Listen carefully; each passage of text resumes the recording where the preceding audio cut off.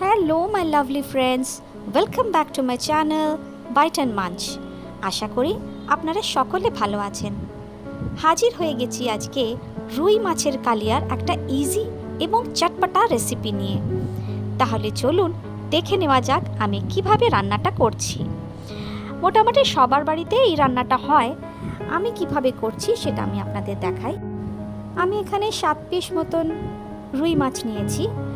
তার সাথে আমি একটুখানি নুন আর একটুখানি হলুদ দিয়ে ভালো করে মাখিয়ে নিয়ে খানিকক্ষণ আমি ম্যারিনেট করতে রেখে দেব। এই ধরুন আধ ঘন্টা মতন ম্যারিনেট হয়ে গেছে। এবার একটা কড়াইতে সর্ষের তেল নিয়েছি আমি 3-4 চামচের মতন। ভালো করে যখন গরম হয়ে গেছে আমি এবার মাছগুলো এটাতে দিয়ে 2 পিঠ ভালোভাবে ভেজে নেব। কিন্তু খুব কড়া করে মাছগুলো কখনোই ভাজবেন না, তাহলে ভেতরে পর্যন্ত রস কখনোই ঢুকবে না। মাছ ভাজাটা আমি আর দেখালাম না, এবার চলে যাচ্ছি চটপট নেক্সট প্রসেসে। একটা কড়াইতে আমি সর্ষের তেল নিয়েছি মোটামুটি 2 থেকে 3 বড় চামচের মতন, 3 টেবিল স্পুন। তার সাথে লম্বা লম্বা করে কিছু আলু আমি কেটে রেখেছিলাম, সেই আলুগুলো আমি দিয়ে হালকা করে ভেজে নেব। আলুগুলো হালকা করে আমি ভেজে নিয়েছি দেখুন। এবার ওই তেলেতেই আমি একটা শুকনো লঙ্কা, 1 চামচ জিরে আর একটা তেজপাতা দিয়ে ফোড়ন দিয়েছি। কয়েক সেকেন্ড ভেজে নেবার পর এখানে আমি 2টো মিডিয়াম সাইজের পেঁয়াজকে আমি সরু সরু করে কেটে নিয়েছি, সেগুলোকেও আমি ভেজে নেব খানিকক্ষণ। পেঁয়াজ থেকে যখন একটু কাঁচা গন্ধটা চলে যাবে, এতে আমি মোটামুটি 2টো মিডিয়াম সাইজের টমেটোকে পেস্ট করে রেখেছিলাম, সেই পেস্টটা দিয়েও আমি এটাকে ভালো করে ভেজে নেব। টমেটোটাও কষাতে কষাতে যখন এটার কাঁচা গন্ধটা চলে যাবে, এতে আমি অ্যাড করে দেব 1 চামচ আদা আর কাঁচা লঙ্কার পেস্ট। আপনারা রসুনও চাইলে দিতে পারেন, কিন্তু আমি এখানে রসুন দিই না।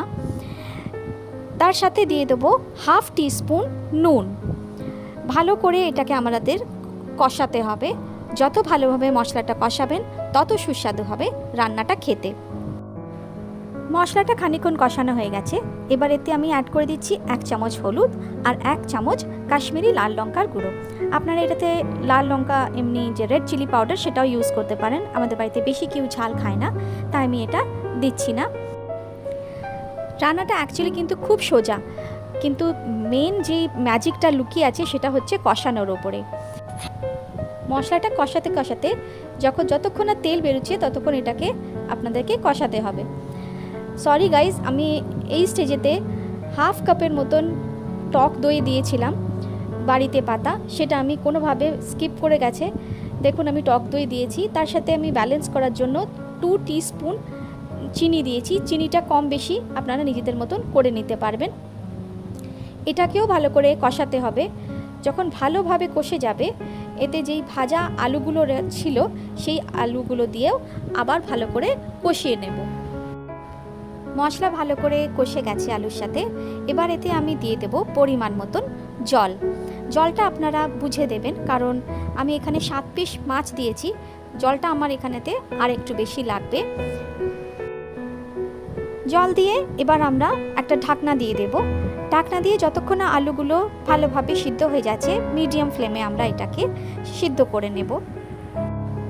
5-7 মিনিট হয়ে গেছে, এবার ঢাকাটা খুলে একবার চেক করে নেব আলুগুলো আমাদের সিদ্ধ হয়েছে কিনা। কালারটা দেখুন কি সুন্দর লাগছে। এবার আমি চেক করে নিচ্ছি আলুটা আমার সিদ্ধ হয়েছে কিনা। আলু একদম পারফেক্টলি সিদ্ধ হয়ে গেছে। এবার যেই ভেজে রাখা মাছগুলো ছিল সেই মাছগুলো আমি এটাতে দিয়ে দেব। মাছগুলো এক এক করে দেওয়ার পর এই পুরো রান্নাটাই এরপর থেকে হাই ফ্লেমেতে করবেন।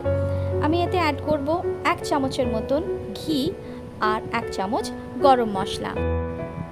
গরম মশলাটা দেবার পর গ্যাসটাকে আমরা অফ করে দেব, দিয়ে ওপর থেকে গার্নিশ করব ধনেপাতা দিয়ে। ব্যাস হয়ে গেল আপনার রুই মাছের কালিয়া, একদম রেডি টু ইট। গরম গরম ভাতের সাথে অপূর্ব লাগবে খেতে। অবশ্যই যেন একবার ট্রাই করবেন আমি যেভাবে বলেছি।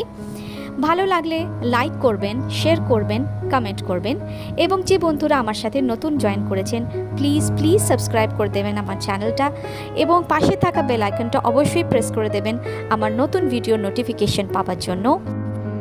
তাহলে দেখা হচ্ছে নেক্সট বুধবার এবং শনিবার ঠিক দুপুর 12:30টার সময়। ততক্ষণ ভালো থাকবেন, ভালো রাখবেন সবাইকে।